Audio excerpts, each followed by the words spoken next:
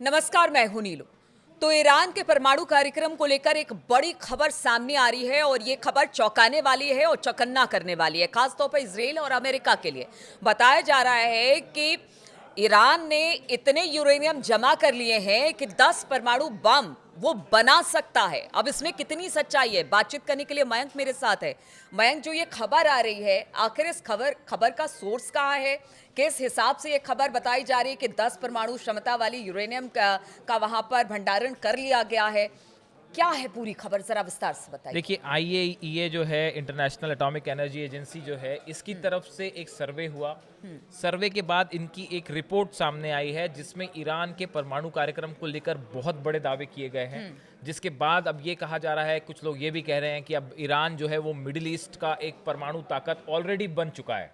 देखिए, इस रिपोर्ट की हम आपको बड़ी बात बताएं। इस रिपोर्ट में, आईए की रिपोर्ट में कहा गया है कि ईरान के पास अब 60% तक एनरिच्ड यूरेनियम जो है उसका भंडार 408.6 किलोग्राम का यूरेनियम, एनरिच्ड यूरेनियम ईरान के पास मौजूद है, जो 90% हथियार ग्रेड बनाने के स्तर से सिर्फ कुछ ही, मतलब एक आधी स्टेप पीछे है। और ये 9 करीब परमाणु बम बनाने की क्षमता रखता है। और ये भी कहा गया है कि ये जो यूरेनियम जो है स्टॉक जो ईरान के पास है, ये अगर फरवरी की बात की जाए तो ये 274.8 किलोग्राम था और वो अब बढ़ के अब करीब 133.8 133.8 केजी ये पिछले 3 महीने में बढ़ गया है। देखिए, हम अपने पिछले वीडियो में लगातार बता रहे थे कि जिस तरह से अमेरिका से धमकियां मिल रही हैं, इजराइल से धमकियां मिल रही हैं, उसके बाद ईरान ने अपना न्यूक्लियर प्रोग्राम तेजी से आगे बढ़ाना शुरू किया है। और ये उसी का, देखिए, ये उसी के आंकड़े ये बता रहे हैं। अगर आईएई के रिपोर्ट को माना जाए तो ईरान का परमाणु कार्यक्रम बहुत तेजी से आगे बढ़ रहा है। इंटरनेशनल एटॉमिक एनर्जी जो आईएईए है, इनकी तरफ से जो बात कही गई है कि Iran now possesses over 400 KG of uranium enriched to 60% purity, well above the level used for civilian purposes. इनका कहना ऐसा है कि भाई सिविलियन पर्पसेस के लिए, मतलब जो आपके सिविल प्रोग्राम के लिए जो यूरेनियम चाहिए, इससे कहीं ज़्यादा जो है वो ईरान के पास ऑलरेडी आ चुका है। आईएए के जो चीफ है राफेल ग्रोसी, इन्होंने कहा है कि सैन्य उद्देश्य के लिए परमाणु परीक्षण से अब ज्यादा दूर ईरान नहीं है। आईएए चीफ का ये बयान है कि ईरान अब जब चाहे तब परमाणु परीक्षण कर सकता है।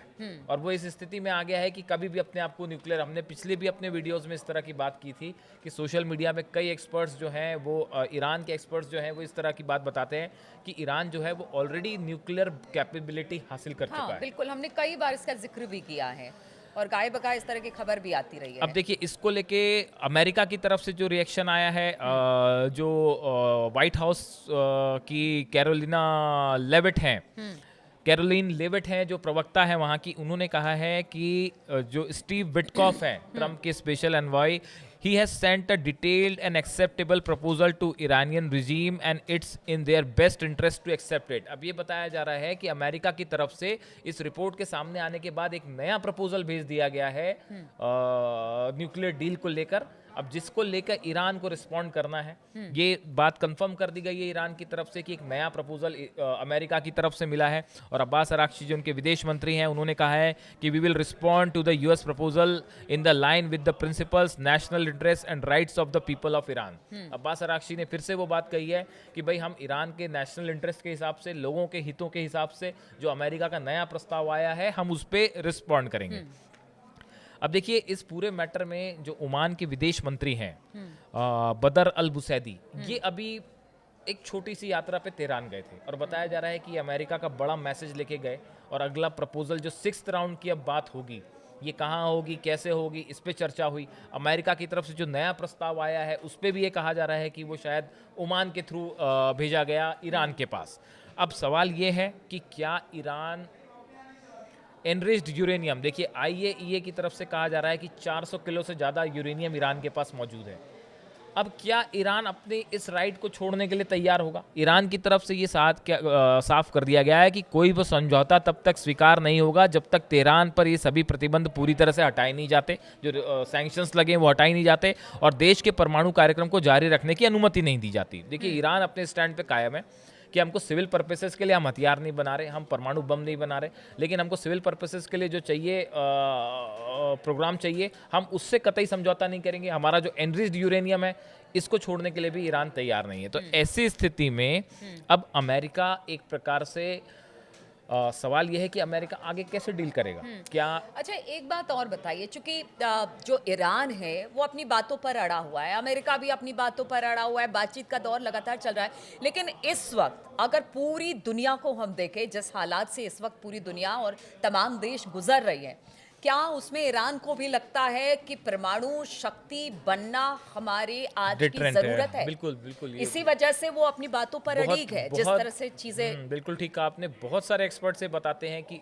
एक डिटरेंट के रूप में देखिए, ईरान जिस तरह से इराक पे हमला हुआ उसके बाद जो है एक इस तरह की भावना शायद ईरान के बहुत सारे जो अधिकारी हैं या जो एक्सपर्ट्स हैं या सुरक्षा सलाहकार हैं, खामेनी के उनके सुप्रीम लीडर हैं, उनका मानना ये ऐसा है कि भाई आपको अगर आप परमाणु कैपेबिलिटी हासिल कर रहे हैं, न्यूक्लियर कैपेबिलिटी हासिल कर लेते हैं, तो फिर किसी भी कंट्री के लिए आप पे हमला करना आसान नहीं होता। अगर आपने आपको परमाणु तो शक्ति संपन्न देश घोषित कर दिया तो हमला करना आसान नहीं होगा, और ये एक डिटरेंट के रूप में काम करेगा, ऐसा एक बड़ा सेक्शन जो है वो ईरान का मानता है। अब ऐसे में ये की जो नई रिपोर्ट आई है इसके मुताबिक तो अब मिडिल ईस्ट में ईरान जो है वो ऑलरेडी एक बिल्कुल एक स्टेप पे खड़ा हुआ है कि कभी भी जब चाहे वो एक अपने आप को एटॉमिक पावर घोषित कर सकता है। तो ऐसी स्थिति में अब टॉक्स का क्या होगा? क्या ईरान शर्तों पे राजी होगा? अमेरिका कैसे शर्तों पे राजी करेगा? ये एक बड़ा सवाल। बिल्कुल, देखिए हमने बहुत सारे वीडियो इससे पहले भी बनाए हैं और हर बार यही होता है कि क्या जो समझौता, परमाणु समझौता ईरान और अमेरिका के बीच में हो रहा है वो किसी मुकाम तक पहुंचेगा, क्या इसका कोई हल निकलेगा? क्योंकि जिस तरह की खबरें आ रही हैं और जिस तरह के दुनिया भर के देशों के हालात इस वक्त बने हुए हैं, उसमें तो यही लगता है कि अब हर देश चाहता है कि वो अपने तरीके से बिल्कुल अपनी आत्मरक्षा के लिए वो हथियार बनाए, नई चीज़ों को जुटाए, ताकि वो अपने आवाम और अपनी देश की रक्षा कर पाए। अब ऐसे में आगे किस तरह से बातचीत बढ़ती है और जो चीज़ें लगातार परमाणु समझौते को लेकर बातें सामने आ रही है, उसमें क्या सच्चाई है, इस पर लगातार हमारी नज़र बनी रहेगी। आप बने रहिए हमारे साथ।